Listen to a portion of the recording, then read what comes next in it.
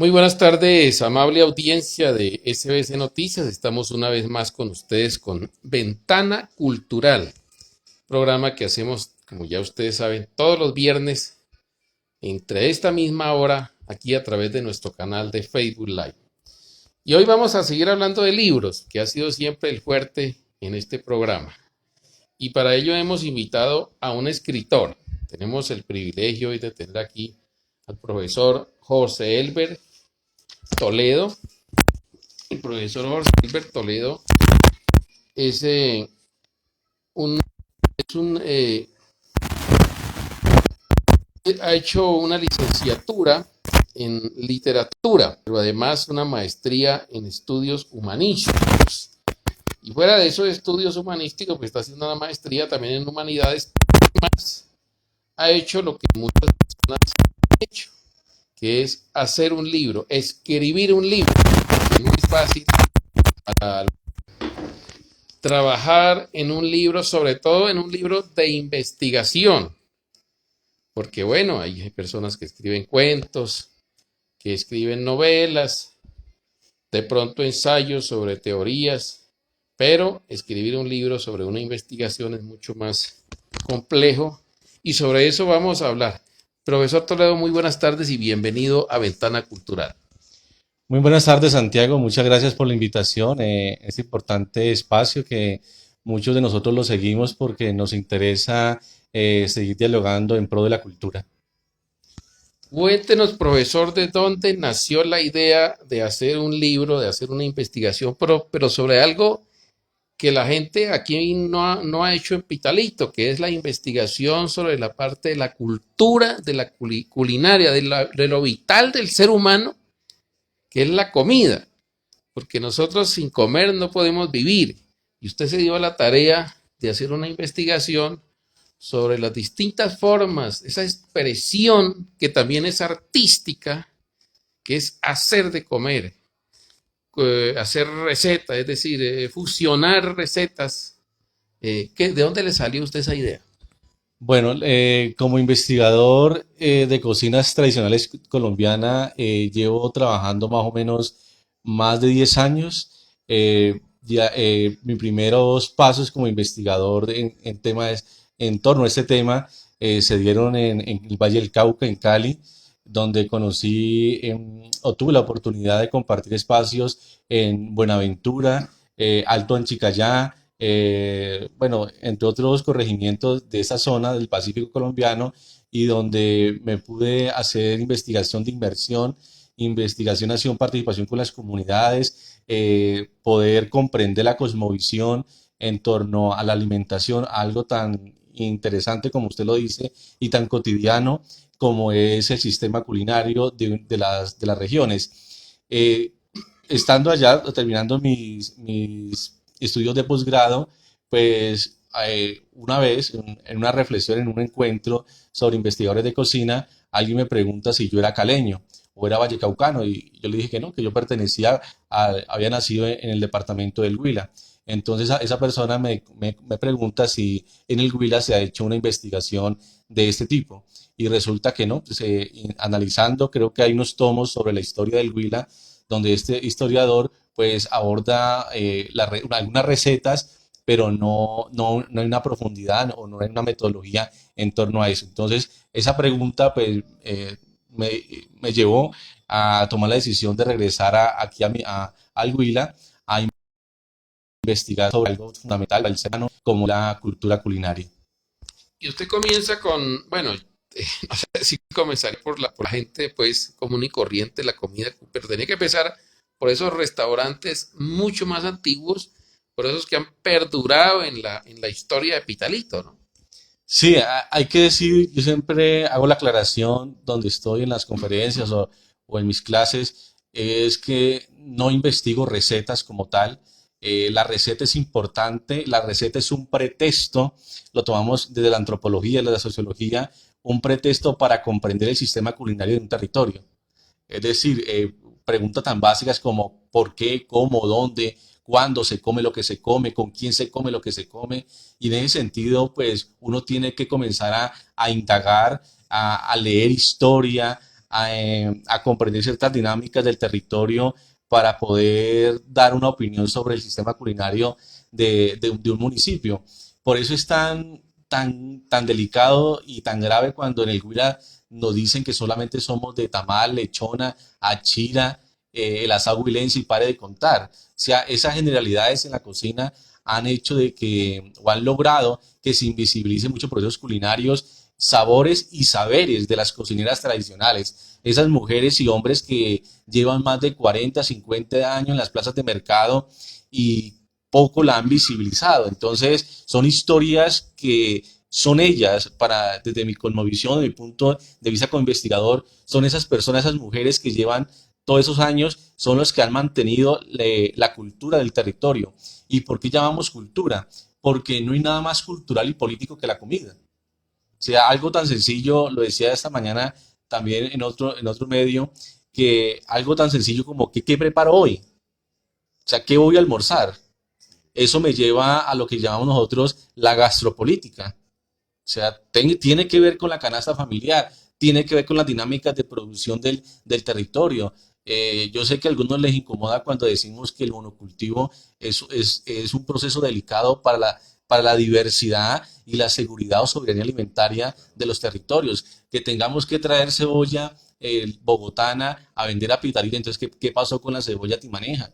¿Qué pasó con otro tipo de formas de producción de los campesinos del sur del Huila? Entonces, todo eso hay que analizarlo, hay que estudiarlo y no solamente romantizar qué bonito la preparación o bonita la señora que cocina, sino que también hay un entramado, una estructura, hay una simbología, hay un rito y una ritualidad frente a las preparaciones. Bueno, ahí comienza usted entonces y visitando restaurantes. El libro suyo que se llama Bocado a la Memoria La Boyana es un compendio de paso, digo yo, por diferentes cocinas, ¿no? De cocinas de restaurantes, que como usted lo dice, son esos más antiguos. Yo no sé aquí cuántos habrán, pero he mirado alguno del Taomao, que es el más tradicional de aquí del área urbana de Pitalito, que ha cambiado mucho, digamos, en algunos aspectos la comida. Ya vamos para ese tema, pero hablemos, ¿dónde comienza usted a investigar? ¿Cuál fue el primer sitio que usted visita para investigar sobre cómo empezó, cómo fue la situación? Mire que hay algo bien particular frente al tema de la cocina tradicional. Es algo mágico. Las cocineras van llegando en el sentido de que el día de la de la cocinera tradicional, me fui para la plaza de mercado a decirle a ciertas cocineras gracias. Entonces ellas decían, pues gracias, ¿por qué? O si yo le decía, hoy es el día de la cocinera tradicional. Y ellas se preguntaban, ¿eso existe? Y claro que sí, desde el Ministerio de Cultura hay una política de salvaguarda de las cocineras tradicionales a nivel nacional, solamente que aquí pues no ejecutan las políticas públicas culturales, que es un tema que luego hay que abordar como investigadores culturales y hay que ser responsables con las proyecciones culturales en el municipio. Pero bueno, a lo que hoy es que fueron apareciendo, dialogando, intercambiando con las personas, preguntando, haciendo investigación de campo. O sea, metiéndose uno en las veredas, recorriéndolas, leyendo historias sobre Pitalito, sobre la importancia de ciertas formas de producción acá. Entonces, la gente fue referenciando y la gente preguntaba, ¿y usted por qué quiere saber sobre esa cocinera o tal persona? Entonces, eso fue generando un tejido y me atrevo a decir que tenemos caracterizadas el municipio de Pitalito más o menos 250 cocineras tradicionales. Infortunadamente, pues no hay una voluntad política del sector cultural, tanto departamental como local, para visibilizar estos procesos culturales a las cocineras o a las cocineras. Entonces, el libro se fue formando poco a poco, tejiendo, volviendo a los restaurantes, haciendo etnografía. Hay que siempre hacer etnografía en investigación y esto se generó que fuimos recibiendo, resumiendo unas informaciones, fuimos al Taomao, hablamos con doña Susana, que en ese momento estaba, entonces se fue generando ese diálogo con ellas y uno va como que tejiendo por diferentes veredas y resaltando ciertos sabores. El libro tiene 27, 28 mujeres, entre mujeres y hombres, son preparaciones que, si bien cuentan, reseñan las preparaciones de algunas, como la mamá de don Javier San Juan, doña Blanca, con su cocina de toldo, entonces allá en Bruselas, entonces toda esta historia culinaria hace que, pues, que uno lea el territorio de otra forma. Entonces ahí se fue, vamos construyendo esas historias. Esta señora que me parece muy original para nuestro tiempo, ¿no? Para nuestro tiempo, y la gente ha perdido esa tradición cocinando las Bruselas, allá en la vereda de La Palma, Sí, así es. asando la arepa en leña y en un...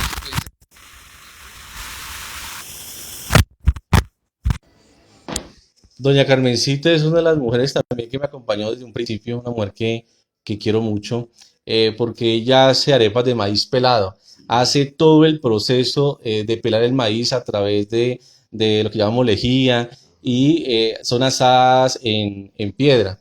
Eh, las arepas de maíz pelado basadas en piedras, pues tiene un sabor muy distinto a las arepas industrializadas ya, o bueno, nosotros tenemos aquí en Colombia más o menos 150 o más tipos de arepas. Entonces, todo esto, pues, todo este conocimiento y las historias de ellas, pues, que son muy, muy interesantes, pues se había que visualizar y hay que visualizarlas.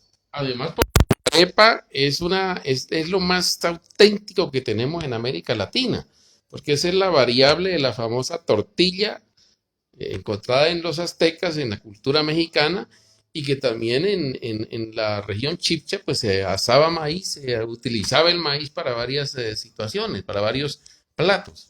Sí, como lo decía Miguel Asturias, el hombre es de maíz. El hombre latinoamericano, el hombre americano es a base de maíz, arcilla y maíz. Entonces, en ese sentido, pues nosotros tenemos mucha preocupación porque, como le decía una de las cocineras de la vereda de Versalles, eh, el maíz transgénico ya no sabe igual como el maíz tradicional. Y eso hace pues que se pierda toda una cosmovisión o una ritualidad en torno a esos procesos alimentarios. A ver, profesor, usted como es nuevo, yo digo nuevo porque soy de la década del 60 y entonces pude ver una ruptura en Colombia de algo que lo deja a uno impresionado. Es que cuando yo me crié en la década del 60 y 70 era muy poco el consumo de arroz, arroz cocido, digámoslo de alguna manera, el arroz acompañando comidas. Eso era de lujo. Y eso no lo comía, y eso yo le cuento que me crié en Bogotá y aún allá, eso se comía en momentos de fiesta, un domingo o en tamales, los famosos tamales tolimenses, porque hay tamales que no llevan arroz, entre otras cosas. Y después de un momento para acá, hacia los finales de digamos, de los 70 a los 80, nos volvimos inmensamente comedores de arroz, de arroz. A ver, hace hoy unos 25 años me encontraba ya con una francesa que veníamos juntos de por allá del Paraguay y en esos países, ni en Bolivia ni en Perú, es muy poco el consumo de arroz. Hay otras recetas mucho más importantes. Paraguay consume muy parecido a la Argentina, que es carne y pan, o patatas o papas, como la llamamos acá. Y entonces cuando llegamos a Colombia, entramos por el Putumayo, ella me decía terror porque a toda hora le servían arroz al desayuno, arroz al almuerzo, arroz a la comida. Entonces me dice, ¿qué es lo que pasa aquí? ¿Por qué tanto arroz? Entonces comen más arroz que los chinos. Y usted vivió esa ruptura, ya cuando usted, claro, usted es un modelo nuevo, ya a usted le tocó el arroz. Sí, a mí me tocó el arroz en los tres golpes, como dicen los campesinos. Pero las historias de las abuelas, esas abuelas que tienen 90, 80, nos comentaron lo mismo, que el arroz antes algo muy preciado en la mesa. Sin embargo, habían cultivos de arroz donde ellas mismas lo pilaban, hacían todo el proceso. Aún se da en ciertas zonas del Pacífico colombiano donde las comunidades negras cultivan su arroz y lo pilan y hacen las transformaciones y se consumen de otra manera. Yo creo que aquí en el Huila, por el Tolima Grande, lo que llaman Tolima Grande, y aquí en el Huila, en Campo Alegre, pues esa influencia marca mucho las dinámicas culinarias. La cocina siempre está en constante transformación. siempre me preguntan, ¿nuestra cocina es campesina, es tradicional, o cuáles son las vertientes? Y la cocina colombiana, pues hay que recordar un poco de historia, pues viene la influencia de la esclavitud de África, los europeos y pues lo que estaba aquí en su momento, lo originario. Entonces, tres vertientes pues hacen la trenza, la famosa trenza urdida en la cocina tradicional colombiana. Entonces, por eso nosotros, la forma de consumir el cerdo, porque el cerdo no es originario de América, igual que el plátano no es nuestro, pero el maíz sí lo es. O ciertos tubérculos como las clases de papas. Entonces, todo eso pues se encuentran tres vertientes y hacen lo que hoy tenemos como cocina tradicional o cocina popular. Sin embargo, sí hay un desconocimiento bastante grande, hay una preocupación por lo que se come en los diferentes territorios, porque nosotros hablamos desde la semilla a la mesa.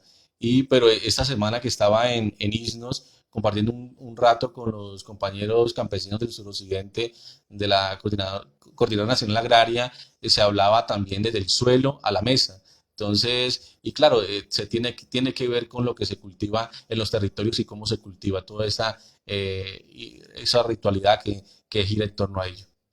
Ese es un asunto que he notado yo dejando un poco al lado el libro, esa evolución de la cocina. Por ejemplo, la cocina popular, hablemos de la cocina popular, esa que se da en las calles, donde le cae el polvo de los carros y de todo, y que nos gusta mucho esa fritanga y todas esas cosas, se ha perdido también esa tradición, ¿no? Yo recuerdo cuando era niño y nos traían a Timaná, a Pitalito, a muchos municipios de acá del sur, yo conozco todo el departamento del Huila, y entonces en esa época era mucha fritanga en las calles, muchas frituras, presas de gallina y todas esas cosas así. Hoy día encuentra uno es pizzas por todos lados y estas otras empanadas por todos lados. Ha cambiado tanto eso, ¿no? Sí, o sea, hay un factor ahí que es la globalización. Al globalizar o al tener elementos de globalización, pues hace que otros mercados lleguen a la zona. Sin embargo, es paradójico que no hemos podido globalizar lo nuestro, lo local, o como le dice el antropólogo García Canclini, lo local. Es decir, tener la capacidad de lo local, pues ser visto en otros escenarios. Sí, hay una preocupación a las comidas rápidas, han invisibilizado todos los procesos tradicionales. Ya el chico también hay un marketing eh, político sobre la comida, o sea, que me dicen o ya deciden por mí qué comer y cómo comerlo, ¿no? Algo tan fundamental como ir al Tao Mao y compartir lo que llamamos en antropología la mesa larga. Ese diseño o cómo están acomodadas las mesas en el Tao Mao, pues es algo divino desde la sociología, es decir, el comer, comunicarme con el otro, haciéndolo conozca, entonces ya hay un espacio para compartir. En cambio, con las comidas rápidas, pues cada uno compra su porción y se va a sentar y así sea solo, y eso no pasa en la cocina tradicional. La cocina tradicional es de la colectividad y no de la individualidad. Y por eso es que es tan bonito las cocineras tradicionales, que ellas siempre cocinan para el otro, independientemente que si logran vender todo su producido, pero ellas siempre están pensando es en el otro. Y son señoras que nunca han tenido una formación académica, pero tienen la claridad sobre el concepto de humanidad de la alimentación. En mismos encuentro yo todavía que no se han dejado influenciar tanto por la pizzería ni por estas empanadas, pero porque todavía no consigue gallina ahí en ese parque. Y ahora están en el parque central, consiguen lo tradicional ahí, la morcilla, el colesterol, las vísceras de animales que son tan ricas. A mí personalmente me ha gustado la vida, no cambio jamás una empanada, una pizza por un pedazo de víscera de cerdo, por ejemplo. Y cosas así, gallinas, así sean de esas blancas o amarillas que venden, pero se ve todavía la proteína, no el chatarrismo, pues, con todo el respeto de los que les gusta la otra comida, pero se ve todavía, no se ha dejado influenciar tanto Isno, ¿no? Sí, en Isnos pasa algo particular. El turismo está avanzando allá, sin embargo es fuerte la tradición culinaria. El campesino aún pide o solicita que su alimentación sea a base de lo que se genera en el territorio y se mantiene la costumbre. Y digo por qué isnos, porque en San Agustín la influencia del turista y de extranjeros ha llegado a permear y a invisibilizar lo local. No estoy diciendo que sea malo que lleguen turistas y que lleguen gente de afuera, simplemente que ya es responsabilidad de administraciones locales de poder salvaguardar los conocimientos y tradiciones culinarias de los municipios. Aunque en San Agustín, en la galería, en la plaza de mercado, aún encontramos cocineras o hijas de cocineras que mantienen el sabor de generación en generación. Pero hay que ir un poco más allá. Yo nunca he visto, o casi nunca me gusta nombrar la cocina como un renglón del turismo, aunque lo es, ¿no? Porque primero para comprender, para hacer turismo, siempre lo he dicho, se tiene que comprender la cultura y aquí se tiene que apropiar estos procesos culturales en el departamento del Huila. Chévere que el anillo turístico, pero no sé si ya han hecho la caracterización cultural del territorio. Es decir, caminar, investigadores que caminen y respeten toda la simbología del territorio. A lo que hoy es que pasa lo mismo en la cocina. La cocina sí hay una evolución, las cocineras lo dicen, para uno llegar a ser o que le digan chef, pues primero aprenda a cocinar con la manteca propia y luego sí trate de salvaguardar los sabores de otra manera. Pero bueno, es una discusión bastante política, académica, antropológica, pero ahí estamos salvaguardando estos saberes y conocimientos de estas mujeres que de verdad son aquí en el sur del Huila, hay una cocina tradicional que vale la pena comenzar a trabajar desde diferentes áreas. Nos hemos topado con ingenieros que de una forma u otra han llegado a la cocina, entonces la cocina está en constante evolución y ha permitido que otras áreas como la nuestra, no soy cocinero, la gente siempre me pregunta si yo soy cocinero de profesión, no lo soy. Yo creo que el apasionamiento por estar entre las enaguas y delantales de las cocineras, pues hay una responsabilidad social como investigador cultural y social, entonces hay una trazabilidad de lo que uno investiga en torno a ello y también uno encuentra esta filosofía en los dichos populares cotidianos de la cocina. Entonces es algo bien enriquecedor en torno a este tema. Volvamos a meternos al libro otra vez y entre esas 28 personas que hay ahí, mujeres en su mayoría, ¿no? ¿Cuáles otras que usted le llame la atención o que le podamos decir a la gente algo que no lo, de pronto no lo conocemos muchos? Por ejemplo, las arepas yo las conozco, las de la mamá de San Juan también, otras. Pues aquí tenemos, bueno, a Doña Carmen, en la plaza de mercado de Bruselas, encontramos la sopa de mote con pezuña, que es algo también muy nuestro. Doña Margot, aquí encontramos la morcilla de choclo, que también es una morcilla, pues a la gente que no le ¿Esta es gusta. San Pitalito o esta Ese es? en Pitalito, este en Pitalito. Esta es ahí detrás por la calle Octava, detrás de la Villa Olímpica, ahí la pueden encontrar. Es una señora que tiene, o sea, ella no necesita publicidad, Sí, claro. vende demasiado, entonces, pues doña Susana con el Tao Mao, que es el espacio, que es algo bastante interesante.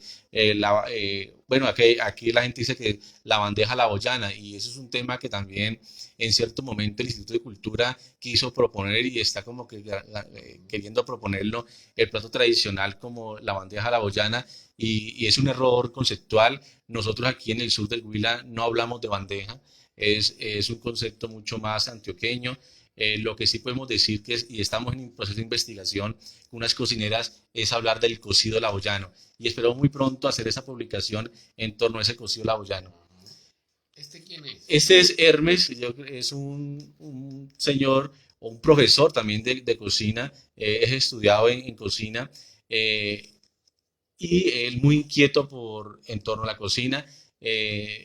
Fue el mejor asabuilense hace unos años y vende unos famosos Julios, él los denominó Julios. ¿Y por qué va en el libro él? Porque él mezcla, hace una innovación. Nosotros llamamos que la innovación es la tradición del presente. Entonces, él toma ciertos elementos y ciertas técnicas de la cocina tradicional para lo que llaman Juan Valerios. Ujú. Él le ha dado el nombre de Julios. Juan Valerios, pues son las famosas también marranas en Sí. el Valle del Cauca, en Cali, o en la Amazonía, que también hay otro producto. Que tiene un ancestro muy africano porque es la forma como los africanos fritaban los elementos, porque la fritura es muy tradicional del África, ¿no? Sí, con el plátano, lo Sí. que llamamos nosotros el fufú. El fufú es una técnica y la forma de preparar el plátano de ellos, y aún se consigue mucho o se ve mucho en el Pacífico colombiano. Entonces él hace esa mezcla, y el plato pues lleva plátano, tiene cerdo, tiene pollo, entonces logra recoger todas estas vertientes de las cocinas. Doña Deyanira en Fogón de Piedra, que es una mujer que sabe de cocina tradicional, mantiene en su menú la cocina tradicional, sabe mucho, hemos dialogado mucho con ella en diferentes procesos de cocina, y aquí en el libro participó con el sancocho de gallina y el pescuezo relleno. Aunque el pescuezo relleno también es un plato muy cundillaboyacense, pero la tradición campesina hace que aquí también en el sur del Huila podamos hablar del pescuezo relleno. También en Bruselas encontramos a esta mujer muy inquieta en todo el tema de la cocina, Sandra Patricia, con la torta de bore, el bore que nuestros campesinos utilizan para alimentar los cerdos, los marranos, pues también tiene un valor nutritivo interesante. Entonces, la chicha de guayaba, ese chico también se ha formado en técnica de barismo, Eduard Salamanca, y él presenta una chicha de guayaba, que pues la guayaba, como lo sabemos en Pitalito, pues tenemos la guayaba en el escudo, pues es muy representativo. Yo siempre he hablado que Pitalito pues teníamos bosques de guayaba que han desaparecido de una forma muy rápida, pero bueno, ojalá que la memoria de los laboyanos siga quedando. Doña Alicia Muñoz con su queso campesino de Yamboroa hacia arriba en su finca, aún prepara el queso con el cuajo, no con la pasta de cuajar, Sí, sino con bajo la vaca. el cuajo de la vaca, y hace todo el proceso. Y eso es lo interesante de estas mujeres que mantienen todo el sabor. Igual que doña Rocío con su natilla, pero es la natilla tradicional, no la que viene en caja, no ahora que viene Navidad, que todo el mundo compra la caja, Pica sino el que maíz, hay que pilar el maíz, ellas tienen también un proceso, hay que molerlo, balay para cernir. todo eso. Entonces ella, ¿qué? Don Ireseo Meneses es el hijo de una señora que en este momento se me va el Laura, nombre, Laura. que llevó años vendiendo las roscas de maíz, o el pan que llamamos pan de manteca o pan mantequero. Entonces, pues él siguió la tradición de su mamá, y cuando estuvimos allá en la casa, pues fue una imagen muy mágica, porque ella vive, pero no puede aún realizar sus procesos de panificación, pero siempre está pendiente de cómo sus hijos y las hijas de ella se encuentran casi todos los días para realizar el proceso de doña Laura. Doña Avellanir, que es de Ajá. la piñata allá en Guacacayo, siempre he dicho que hay que proponer el espejuelo como el dulce típico acá de este municipio, pues por la importancia de la guayaba y toda la tradición que tienen ellos. Es un espejuelo muy rico. Las características de la guayaba aquí en Pitalito son únicas, no se comparan con las de la utilizan para el dulce beleño, entre otras cosas. Bueno, doña Mariluz con su caldo de ministro, que también el caldo de ministro ha ganado un, Espacio. un espacio en la cocina, en la cocina, ¿qué? La Ollana, y poco a poco en torno a este caldo se narran y se cuentan historias bastante interesantes. Hay que decirlo sin pena y sin pudor, que cuando uno habla de cocina también hay que hablar de erotismo. Claro, No claro. hay, no hay más, no hay algo más Historia de la erótico. Claro, y uno recuerda la novela de Laura Esquivel como Agua para Chocolate, o Afrodita de la hija de Isabel Allende. déjeme, sobre todo la juventud cuando le hablan caldo,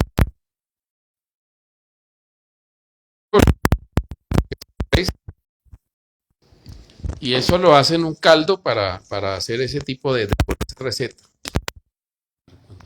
Bueno,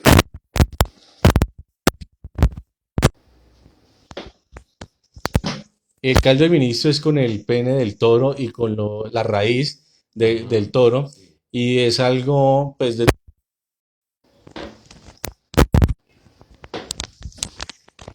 desde la cultura popular, el caldo de ministro, pues, es afrodisíaco. exacto. Muchas de las cocineras de Pitalito que preparan el caldo de ministro dicen que muchos políticos, cuyo nombre no voy a dar, concejales, exconcejales, van a tomar su caldito de ministro, pero a escondidas. Llevan su ollita Llevarlo a la casa. para llevar a la casa. Entonces, mire que todo lo que genera en torno a la cocina son historias bastante interesantes. Y así hay un sinnúmero de señoras cocineras, María Gladys, que conocen como las famosas palomas, con su chorizo y su cocina allá en la... Esa es una mezcla de comida tolimense porque los tamales y muchos ingredientes que ella utiliza el cerdo lo arregla al estilo tolimense. Sí, señor, ella mantiene unas técnicas bastante tolimenses, pero también se gana un espacio relevante aquí en la cocina y la gente la quiere mucho por lo que ha logrado mantener esa economía popular. Doña Melba con su fiambre de gallina, que es un fiambre bastante interesante. El fiambre es uno de los platos campesinos de nuestras regiones y este tiene una particularidad, es por el sabor y por algo que se ha perdido también aquí en el Huila, es utilizar el hogado, que es nuestra salsa madre colombiana, el hogado. Y esta chica que también le heredó de Astrid, Joana Urbano, esta es la mamá la que le heredó todo el proceso de la Nochebuena. La Nochebuena, ella mantiene su tradición utilizando los tiestos de cobre y todo ese cuento. Hay algo que decir, es que yo siempre he dicho que hay un enemigo latente en las cocinas tradicionales y se llama INVIMA. INVIMA con su reglamentación, pues prohíbe toda una serie de cosas, pero hasta el momento yo que he probado toda clase de cocina, aquí estoy, nunca me ha pasado nada. Al contrario, estoy más gordo cada día, pero es por el amor de esas mujeres. Doña Diomar en Bruselas, con su carne de cerdo ahumada, también el cerdo pues logra acá. Eh, Esta señora es yendo para Bruselas, ¿no? Sí. Este es de la Plaza de Mercado de Ah, esta es Bruselas. la Plaza de Mercado, porque hay una que también se hace por acá en la vereda, por ahí en Campobello, si no estoy mal. Sí, no, ese es de la Plaza de Mercado de Bruselas, ese es de la Plaza de Mercado aquí de Pitalito, doña Ana Cecilia, que con su pan de yuca pues lleva más de 30, 40 años ahí vendiendo en la Plaza de Mercado y ha logrado un espacio. Y esas son las historias de las cocineras que hasta el momento hemos recopilado o le hemos publicado porque hay muchas más.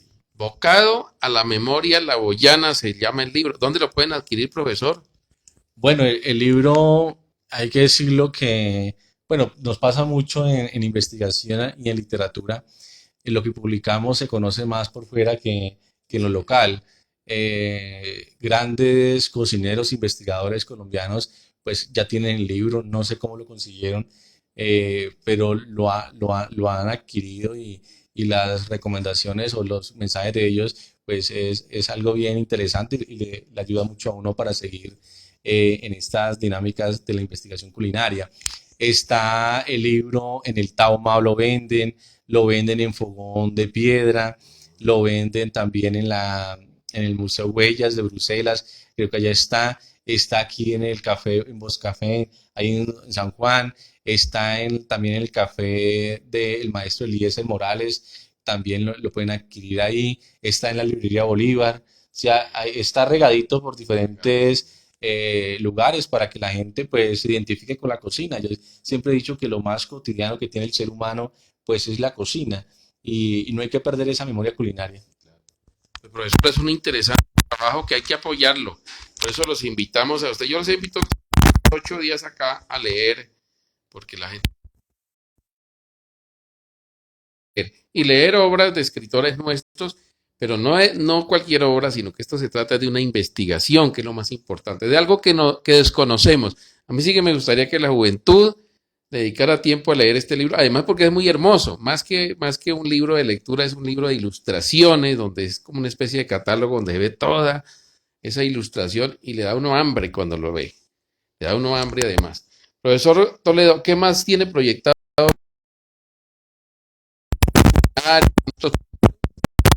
Sí, Santiago, estamos siguiendo con un grupo de profesionales, con la compañera Jessica Peña, ya en este momento se une el grupo de investigadores culinarios de la región. Estamos haciendo una serie de talleres, conversatorios en diferentes lugares de Pitalito y del sur del Huila. Estamos insistiendo con recursos propios, estamos insistiendo en hacer esto para que la cocina tradicional pues tome su lugar que debe tener. Muy pronto, esperamos que este año me publiquen un libro de poesía que se va a denominar Versos de Elegía. Es un libro de poesía en torno a también sobre todo lo que he vivido sobre la alimentación o estando con las cocineras. Va a ser publicado por el Fondo de Cultura, los fondos de escritores huilenses, por la gobernación. Ellos son los que van a publicar este libro. Esperamos que este año se alcance a publicar, que también pues, es una forma también de ver la cocina desde la poesía. Pues, hermosísimo, estamos esperando entonces venir aquí y hablar de ese importante tema. Profesor Toledo, muchas gracias por estar aquí en Ventana Cultural.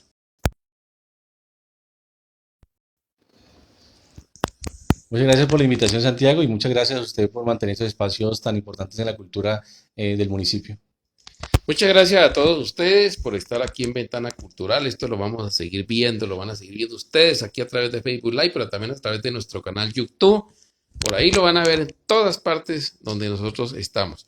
Muchas gracias por su atención. Ya volveremos el próximo viernes con otra Ventana Cultural para hablar más de literatura. Hasta pronto.